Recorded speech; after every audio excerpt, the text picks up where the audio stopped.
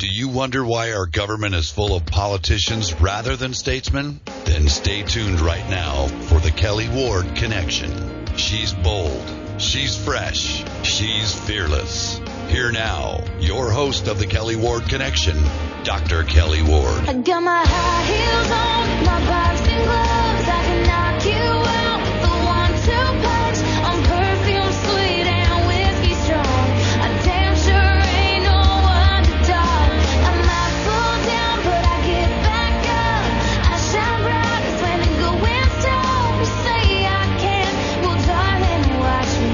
You can't stop me 'cause I fight like a girl. Oh yeah, welcome back to the Kelli Ward Connection. The Kelli Ward Connection. I am Dr. Kelli Ward, your connection to bold, fresh, fearless political talk. And that's right, you knocked me down, I'm going to get back up because I fight like a girl.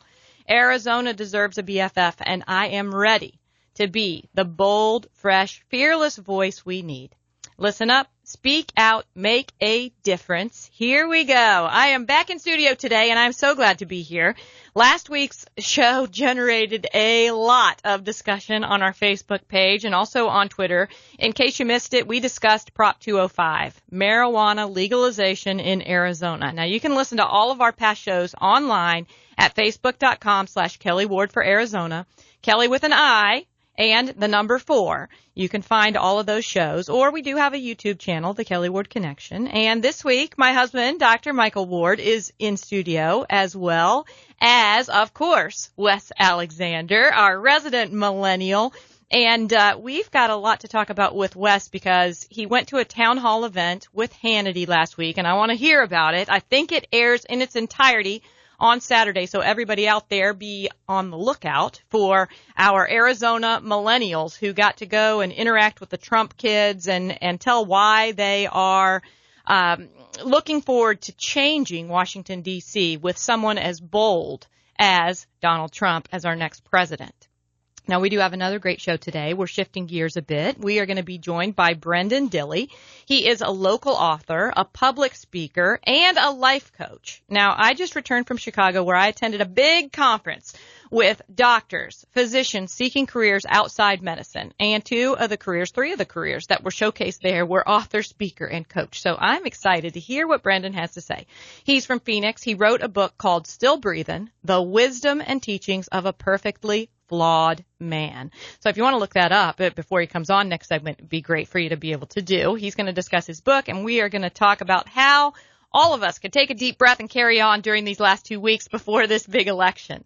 And also joining us in the third segment is Representative Jill Norgaard. Jill and I have been friends for several years, and she's running for re-election in LD 18. And in case you don't know, District 18 includes Tempe, Mesa, Ahwatukee, and Chandler. She's been very, very active with the education and business communities in Arizona, and she's also been the vice president of a major aerospace defense company. So we're going to maybe talk a little national security with her as well. And, of course, the most important part of this show is you. I will take your calls, and together we will make the connections needed to put this country back on the right track. Again, this is the Kelli Ward Connection, and I'm Dr. Kelli Ward. We're live on Independent Talk, KFNX 1100, every week at 3 p.m. And you can call in now, 602-277-KFNX. That's 602-277-5369. And you can use the toll-free number, 866-536-1100. And, of course, you can contact us anytime via Facebook, Kelli Ward for Arizona, via Twitter, at Kelli Connection, or directly at my my Twitter account, at Kelli Ward AZ. Remember, it's Kelli with an I, because I am bringing you bold, fresh, fearless political talk. Now, I want to talk a little bit about some timely news, and I wonder if you're getting political overload. So many people I've talked about are super stressed out. Now, Wes, have you noticed that with the millennial crowd? Are they stressed out, or are they just agitated, or are they just wound up so tight they are ready to vote in 2 weeks? I think for the most part, everybody has their minds made up, but there are some of them. I'm still converting burners over to the Trump side. Yes. But for the most part, a lot of people are it's more of an overload, and it's crazy with all these Podesta emails coming out it's just too much. Oh, yeah, I agree. I sat beside a girl on the airplane when I was on my way to Chicago, and she was a big Bernie fan. She's in her 30s, so she's probably right on the edge of the millennial age group. But she and I found that we had a lot of common ground, many things that we agreed upon. Of course, there were things that we didn't agree on wholly either, but we took each other's contact information, and we're going to stay in touch because I think it's very important for me as, somebody who's run for office, and we're going to talk about running for office in 2018 here soon, to have the perspective of a wide range of people, because if you just get in an echo chamber, then you're not able to do a good job for all the people you seek to represent. And what we're seeing in D.C. right now, a lot of this, these are policy issues that people disagree with that they can come to terms with. But what we can't come to terms with is when people are running for office that are clearly, blatantly, and openly corrupt.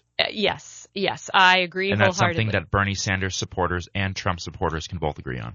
Yeah, I think you're exactly right. I think that there is still a thirst out there for people to fight against the establishment on both sides of the aisle, and definitely within Washington, D.C. Now, we do have a caller. Amy's on the line from Tucson. Hi, Amy. Oh, and Amy's gone. Maybe she'll call back. Call back, Amy. So, last night I went to a great event, and it was called Worship Night in America, an evening of unity and prayer for our country. And it was awesome because we joined with thousands of people across the whole United States. It was done in movie theaters. It was based on an event that was filmed at Madison Square Garden. And that place, I will tell you, was packed full of people. And the premise is basically to pray for our nation and for both of the people who seek to lead this country. And I hope that everybody out there will take time to pray for our country and to pray for the people who are running. Just kind of, that's one of the things that we can do to take a deep breath and stay connected with things that are important to us that are not related, solely to the election. Now, okay, these WikiLeaks emails, there are so many. I think I heard 19,000 have been released. Maybe there's more, but 19,000 is pretty significant. One of the things that I find, there's so many things that are so corrupt and unbelievable in those emails. It's overwhelming. Oh, it is definitely overwhelming. And most people aren't taking time to go through every, piece by piece by piece by piece, because I think there's still spam email in there and orders for Starbucks and different things. And they're probably spamming WikiLeaks trying to distort the information they're getting. I agree. What did you think about the connection of all of the so-called journalists in the mainstream media to the Hillary Clinton campaign? Well, the interesting thing is we have the heads of MSNBC, ABC, and CNN all dining with, the head Hillary staffers. Yes. Right. Before she even decided to run for president. I don't know what's in it for these guys. I don't know if they're getting press passes to the White House or whatever they're getting, but it's unnerving. Well, they're going to be on the bus with Hillary. Who wouldn't want that? I don't know that I could stand to listen to her voice from inside a bus. I'd be scared. A lot of people go missing on the bus with Hillary. Goodness. Okay, Amy is back. Hi, Amy. Oh, no, Josh. No, Amy.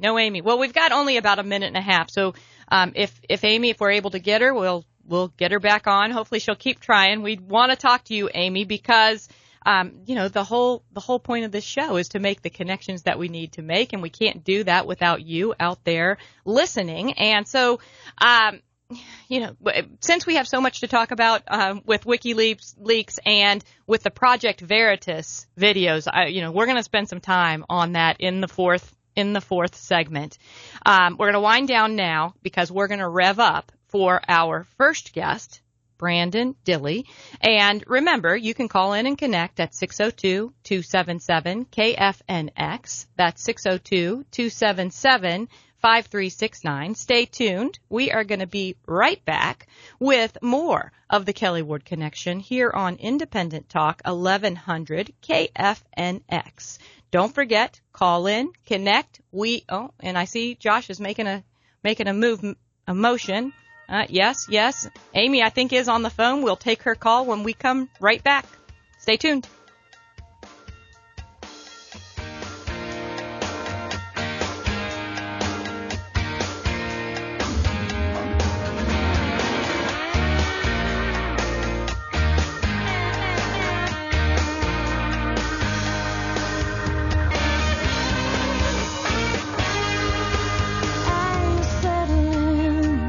I got my high heels on, my boxing gloves. I can knock you out with a 1-2 punch. I'm perfume sweet and whiskey strong.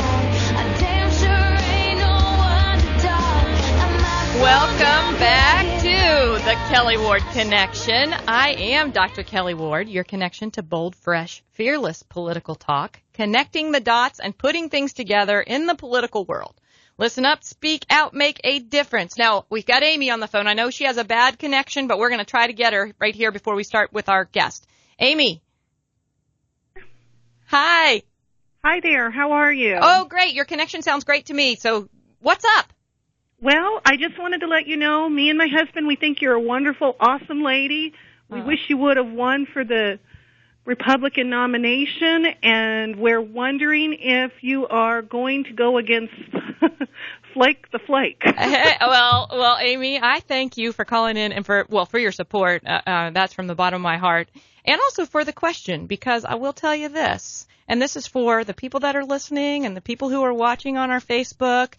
I filed my papers. I'm taking on Flake. For the sake of our nation, we gotta take out the Flake. Take out the Flake. Oh, that's wonderful. That is so great to hear, because we were like, we know she will win.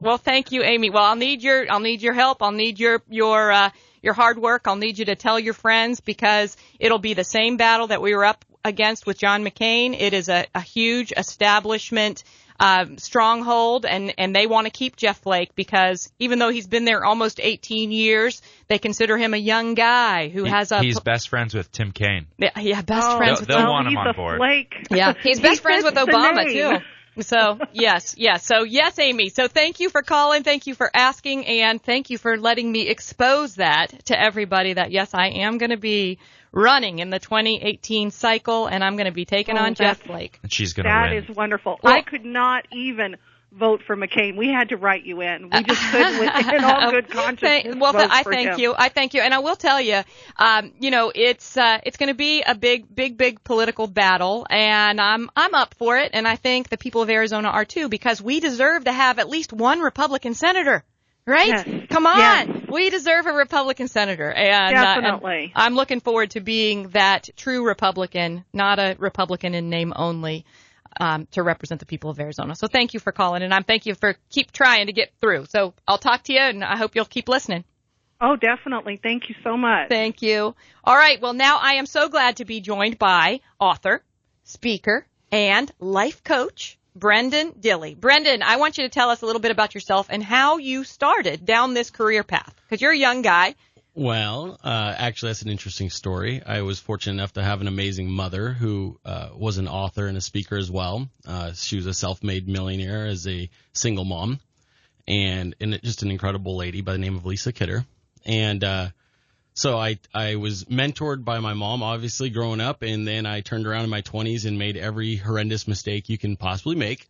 Well, and that's what you're supposed to really do. I did the best I could and really made some poor decisions through my 20s. And at 30, I finally kind of turned things around. And I knew that a lot of the things I had went through and suffered through, some from decisions I had made, and a lot of other things that occurred just due to life, the way things happened. I had a young family and multiple homes and all the fun stuff in 2007, 2008 that everybody else was enjoying as a 25-year-old.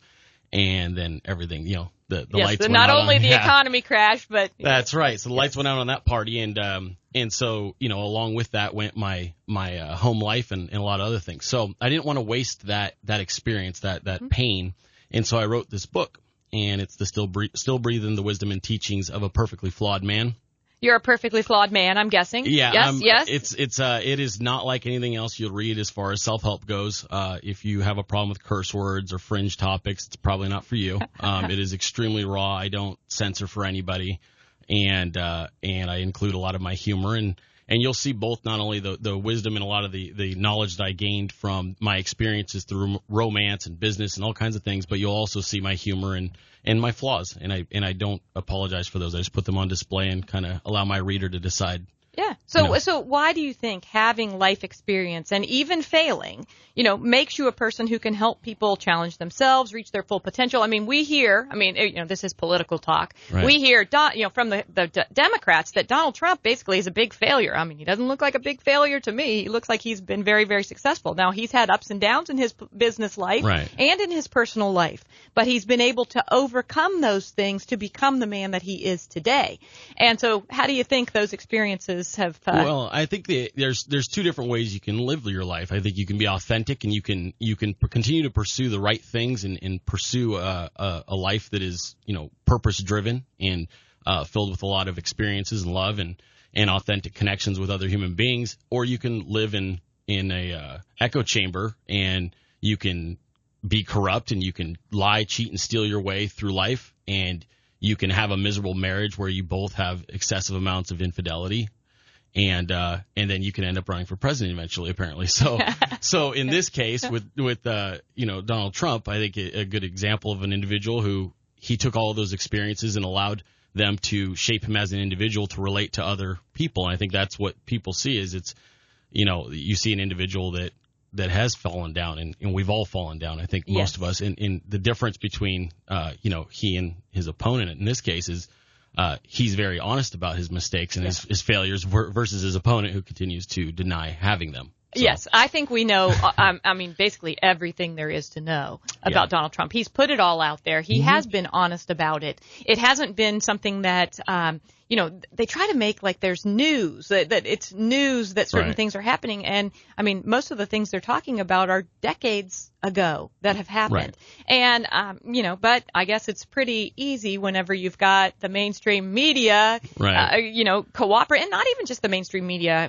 I don't know if you saw the interview with Megyn Kelly and Governor Pence last night. I thought it was pretty, rude. She was not. Megyn is the mainstream media. Oh, yes. Yeah. Oh, yes. And I think that, look, a lot of the people in that demographic are late to this party, and he's a millennial. I'm a millennial. Yes. What they don't He realize, means Wes. Wes is a millennial. Yeah, Wes is a millennial. I'm a millennial. Brenden is a millennial. I'm 34 years old. I'll be 35 this year, so I'm right at the cusp of that. What they don't realize, that ship has sailed on pulling the wool over people's eyes. So regardless of whatever they think is going to happen, that party is over. Yep. And there is something to be said for just straight honesty. Human beings want to be able to make informed decisions, but you can't make informed decisions based on corruption and lies. That's a tough thing. So I think the difference is if you look like an individual like Trump, and a lot of people were surprised when I came out and endorsed Donald Trump because I hadn't really gotten political, which they should have seen it coming. I don't have a vested interest in particular letters in front of people's names. I'm more interested in honesty, on authenticity, and protecting our country as far as constitutionally. So what I saw in him was someone who was contrite about the mistakes he has made, but was more interested in actually getting things started and getting going again. And that really is a philosophical difference, not a political one. Yes. It's based on honesty. It's based on effort. It's based on the merit of what one's actually accomplished and done. And Right. Well, I had a question kind of about that because I think you have been pretty vocal in supporting Donald Trump, and you hear all these, Hollywood types and famous people who are afraid to, put their political views out there. Did you worry about it affecting you professionally if you came out for Trump? Has it helped you? Has it harmed you? Well, I got an interesting statistic for you guys because you can track everything on Twitter, and I have a huge Twitter account, 113,000 people. At Hub Life. At Hub Life. Here's what I can tell you, and this is a fascinating stat. I had 55% Democrats following me on my page. Since the time I announced that I was going to be endorsing and voting for Trump, I've lost 600 followers. Now, on its face, it's wow, you lost 600 followers out of 113,000. Yes. So that's there you go. And so when I didn't really worry about that because, frankly, I knew if I was speaking from a place of honesty and sincerity, and I've done my homework. I was studying economics and politics long before Donald Trump ever thought about running for president. And so by the time I got to this point, I was very comfortable with that decision. I don't vote based on personality and hearty words. I vote based on policy. Yes, I love it. I wish more people did. Now I know we're winding down here, so I want you to tell people where they can get your book. I know I got mine on Kindle. I could download it right on Kindle, but maybe you have some more information and how they can stay in touch with you. Absolutely. The best place to probably order is Amazon.com. You will have the option for either the Kindle or the paperback version. You can also go into your local bookstore, any mainstream bookstore, and you can order it from there. And if you want to stay in contact with me, my Twitter account is @HubLife, and that's probably the best way to reach out to me. I answer all questions. I'm extremely interactive with my audience and my readers, and I'd be happy to converse with anybody that finds me on there. Awesome. I love it. I love it. Well, I love getting the perspective of somebody that's really not a politico because, I mean, in my line of work these days, I get to talk to a lot of politicians. Right. So it's quite refreshing to talk to a non-politician. So our time's coming to an end. I appreciate your time, your input, and making sure that we're still breathing in this time of political turmoil. I'll be right back here on the Kelli Ward Connection. Stay tuned. All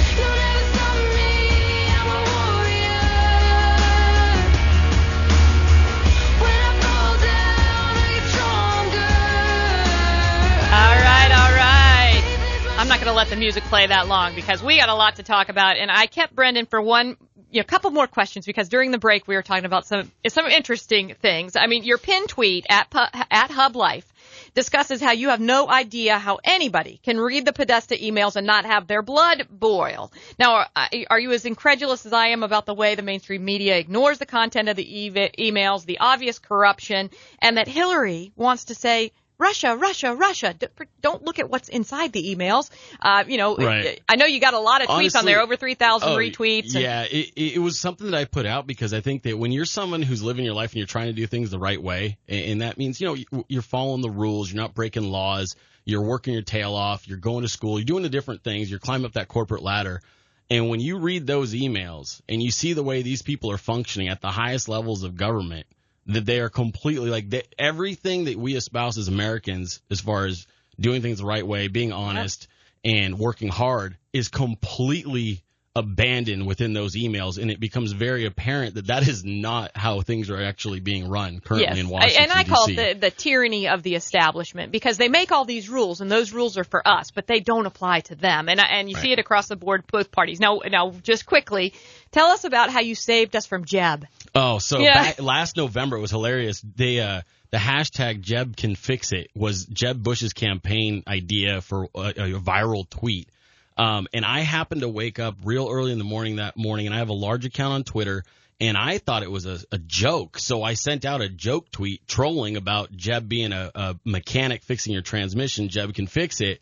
And next thing I know, by that evening, I was on CNN with my tweet blasted underneath Donald Trump's tweet and a few other people, and they're talking about how this may have effectively ended Jeb Bush's campaign. All right. Well, I have to say thank you. I did not want another Bush in the White House myself. So good job. Good job. Absolutely, my pleasure. All right. Now I'm going to go on and switch gears because I know that Jill Norgaard is on the telephone, getting ready to come in here and speak up and make a difference. I'm going to tell you this is the Kelli Ward Connection. I'm Dr. Kelli Ward, your connection to bold, fresh, fearless political talk. You can call us at 602-277-KFNX to join the program. Now, we just heard about how important it is to think things through and remember the important things in life and to keep breathing. And so now we're going to turn to an amazing lady who's running for re-election to the Arizona State Legislature and get right to it. So, Jill, are you there? Yes, ma'am. Hey, Hi, Jill. Dr. Ward. It's great to talk to you. I mentioned earlier that you and I have been friends for quite some time and that you've done an amazing job in the Arizona legislature. You've been very active with the education community and the business community, that you have a history of being a vice president of a major aerospace/defense company, and that you're a small business owner. So I want to know, you've got this great pedigree. How did you become involved in politics? Well, I've always been involved in politics in the periphery. And when we moved here from Minnesota in the 80s, Motorola was our biggest employer in the state, and now it's the state of Arizona. And so we were kind of turning things in the wrong direction. And it's a privilege to live in the United States of America. And I think at some point, everybody needs to do their part in some type of community service, whether it's public service, coaching kids, helping the seniors, any type, whatever people's skills are and whatever their gifts are, is just to bring back something to the community, and this is mine. Exactly. I think that's so true. And, not enough people articulate that, the importance of getting involved in your community, whether it's, not everybody can run for office. Everybody can, but not everybody wants to. Not everybody wants to put themselves out there. Not everybody wants to be potentially judged and attacked based on every single thing that they do. So it's great that we have people who are as amazing as you who are willing to do just that. I'm wondering, what do you see as the biggest difference between your first election and this one? Because I know you have a challenge. You're in LD 18, and that is Tempe, Mesa, Ahwatukee, and Chandler. Great areas with a lot of people who are very engaged politically. So what's the biggest difference you see between this and the last? In this election, I get to run on what I did. I can say that this is what I was going to do, and I have results backing up what my campaign promises were. Yes. Some of the bills that I worked on that I'm really proud of, we reach out to initially we sit down with our superintendents of our schools and we ask, where is the state overreach? What are we doing in excess that is inhibiting you from doing your job better? And they give us a lot of ideas for legislation.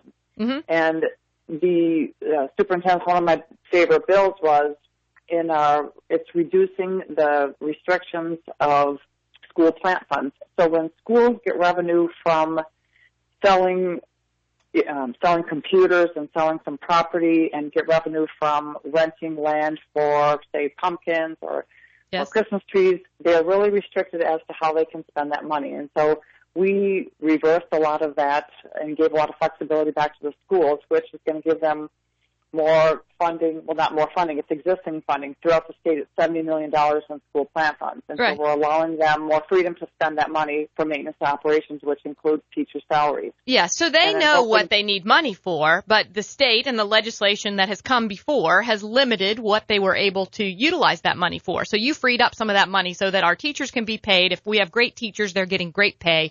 And if they have maintenance issues, air conditioners, walls are falling down, they're able to fix those. Yes? Absolutely. And then in the last 2 years, my kids are graduating. They're 28, 26, 25, and so I've been out of the day-to-day activities of the schools for a number of years. And so this gave me a great opportunity to get back into the schools and sit down with the principals and the teachers and talk to them about some of their issues and their concerns and what we're doing well and what we need to improve on. And one of the issues that came up is 20% of the students have reading issues, and 85% of them have some form of dyslexia. Yes. Well, Arizona, there's 28 states that have state laws, 14 states that have handbooks. Arizona doesn't have a handbook of dyslexia. So some of the kids with dyslexia are falling through the cracks. Some districts have great programs. Some districts don't have as great programs.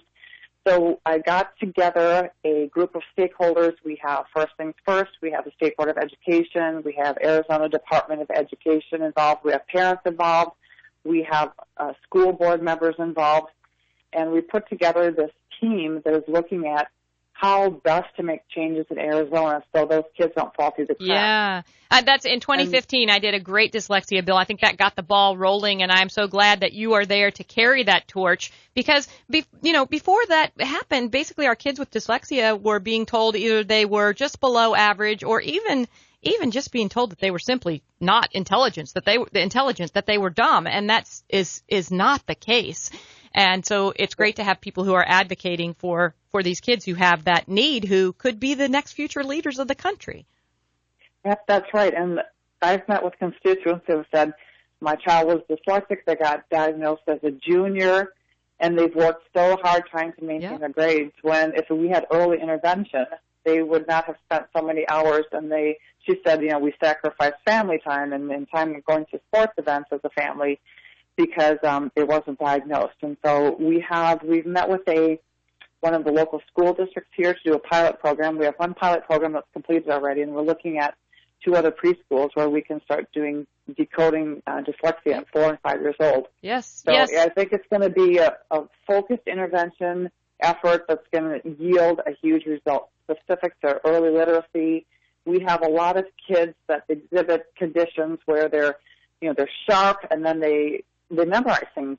They're Yeah. dyslexic. And then when they start getting into second and third grade, they don't like school. And so there's a lot of subjective costs Yeah. that are involved in that as well, where kids just don't like school Well, anymore. They don't want to go. They're frustrated. Right, So, and I think that's yeah. one of the reasons we need to get you back in. I am a supporter of yours, and we've got a caller on the line, Jill, but I hope Kevin will hold through the break, and I will take him at the top of the next section, because I want to ask you, Jill, has the presidential election drama trickled down to affect your race at all? Oh, do you want to answer that now? Yeah, I want to ask you that now. Oh. I want to ask you that now. Absolutely, it has. And I can't control the top of the ticket, and it's very sticky. All I can do in my campaign is maintain professional, positive, and polished attitude. We're going forward. We're raising the bar. We're staying on task. We're not doing any negative campaigning. Awesome. It's Okay, all I've only it's got all like 20 positive. seconds left. So tell me your website. JillNorgaard.com with 2 A's. JillNorgaard.com, 2 A's, Norgaard. And this is the Kelli Ward Connection here on KFNX 1100. Sorry, I got to go, Jill. You guys stay tuned. We'll be right back.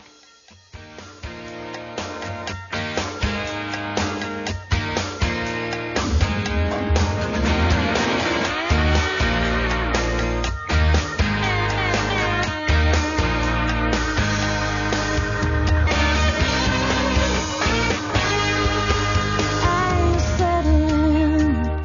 I shine bright when the going's down. You say I can't. Well, darling, watch me.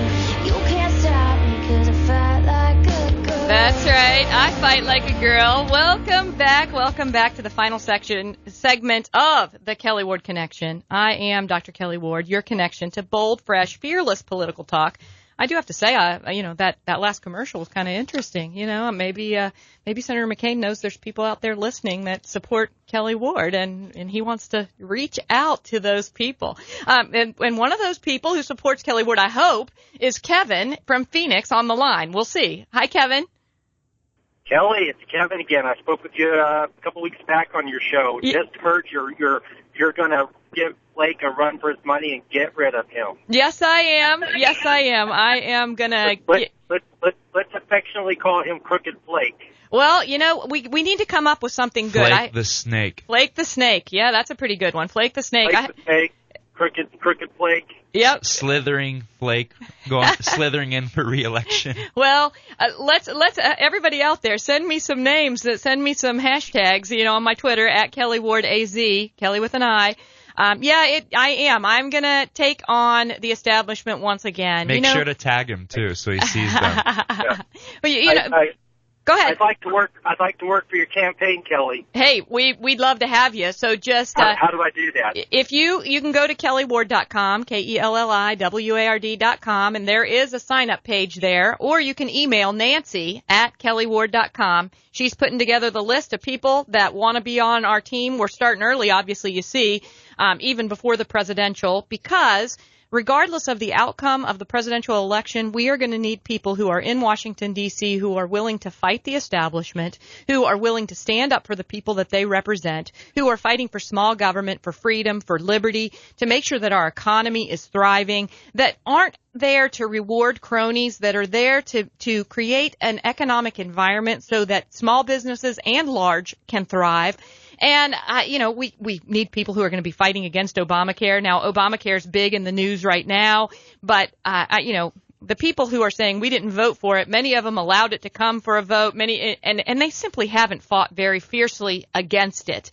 And now we even hear people on our side saying, well, we should just try to fix it. Well, I'll tell you that Obamacare is a lemon. It cannot be fixed. It needs to be fully repealed. So we need people like me who are there fighting for us.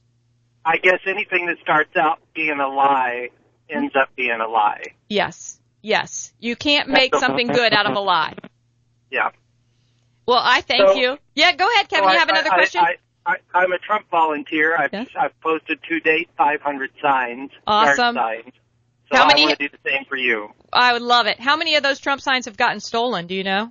Every last one of them. Oh my gosh, that's terrible.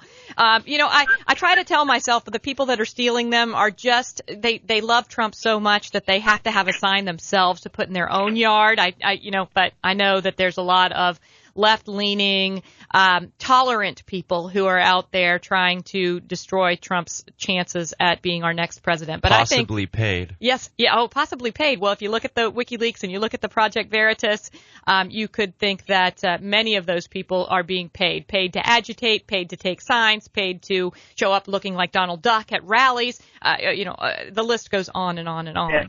And the online games from Twitter and Facebook also, where kids are challenged to go around and see how many signs they can retrieve. Right, and they don't realize they're committing a felony in many states, a misdemeanor in others. They don't understand they're actually breaking the law. They think they're just playing a game. And I think that Hillary Clinton thinks that she's playing a game with our country and with our future, and we have to make sure it's game over for Hillary.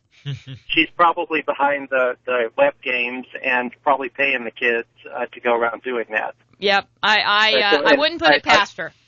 And I believe in the state of Arizona, it's a Class 2 misdemeanor. Yes. Well, it's definitely breaking the law if people go and deface the signs or steal the signs. And I was at my Rotary Club on Monday, and one of the ladies was talking about how she's had 2 or 3 signs stolen from her yard, and so she's going to put a camera up and maybe some spikes around the sign. I don't know what the best way is to keep people from keep their hands off of them. We live in Anthem Country Club, and the park side of Anthem, there's people over there reporting not only do the signs get taken, but their cars and their houses are being vandalized. Yes, and I think that's just despicable. I saw one of the rallies. I'm not sure where they were. There was a rally where somebody just took a spray paint can and went down across all the cars, and that is just appalling. It's unbelievable that we've gotten to a point in our country where we can't have civil political conversation and discourse. I actually got a nice note from Ann Kirkpatrick, which I was very, very surprised. It was completely unexpected. And she wrote me a handwritten note that basically said, you ran a great race, and I thought it was despicable the way you were treated in the race. And I think it was despicable the way I was treated in the race, but I was ready for it. But I thought that was very big of her to exhibit that civility to me, somebody that's not in her party, and just to, let me know what her opinion was. So, and I did put it up on Facebook, and then I got attacked saying that I was campaigning for Ann Kirkpatrick. I'm not campaigning for Ann Kirkpatrick, but I am campaigning for political civility and for bringing back some decorum to our process. And I do not in any way blame Donald Trump for the way things have gone downhill. I blame Hillary. Well, we know better now. Yep, that's right. Better now. Yep. You're exactly right. We see James O'Keefe in the Project Veritas videos. We see what he has done, or what the Democratic National Committee, what Hillary Clinton and their super PACs have colluded to do. They've incited violence. They have committed voter fraud or tried to commit voter fraud. They've had illegal coordination between the PACs and the campaign and the DNC. And then today, the Part 4 videos that came out are just appalling, showing that they're willing to take money and to filter it through Belize in order to get Hillary Clinton what she wants, which is to get into that White House and destroy the country. So we've got to continue to fight. I appreciate you, Kevin. You have been awesome with those signs. Hillary gets off scot-free, and now they're going after Joe Arpaio. Yes. It's just, the world is upside down. The world is upside down. People who are good people who are following the laws. And I was reading an article about Sheriff Joe talking about how the judge was sanctioning him for enforcing civil immigration laws. His job is to enforce the law. He didn't make the law. The law is there. It's his job as the sheriff and as the director of his department to enforce the laws that are on the books. And so we've got a judge saying you're in trouble for enforcing laws. And I just think that that's appalling. So, I thank you, Kevin. I thank you for I look forward, Nancy at kellyward.com. If you want to get involved, and anybody else out there too can email Nancy. We'd love to start putting our team together and getting our ground game where we need it to be, because it's going to take every effort to be able to defeat the establishment and the insiders. If we truly want a voice of the people, this is our opportunity, because, Senator Flake might be, semi-well liked, but he doesn't have the longevity of John McCain. He doesn't have the reach of John McCain. He doesn't have the war hero status of John McCain. And so I think that it's an excellent opportunity for us. And I think that as Republicans, we should be looking, because I'm sure there's going to be a strong Democrat contender who's coming up against, running for that Senate seat. And so we need to have the strongest person possible to defeat that Democrat. And of course, I think that person is Dr. Kelli Ward. I thank you. We are winding down. We've got about 2 minutes left. And, time flies. Another broadcast of the Kelli Ward Connection is complete. And I hope that you all got something from today's show. I want to thank Josh on the board, as usual, my awesome guests, Brenden Dilley and Jill Norgaard.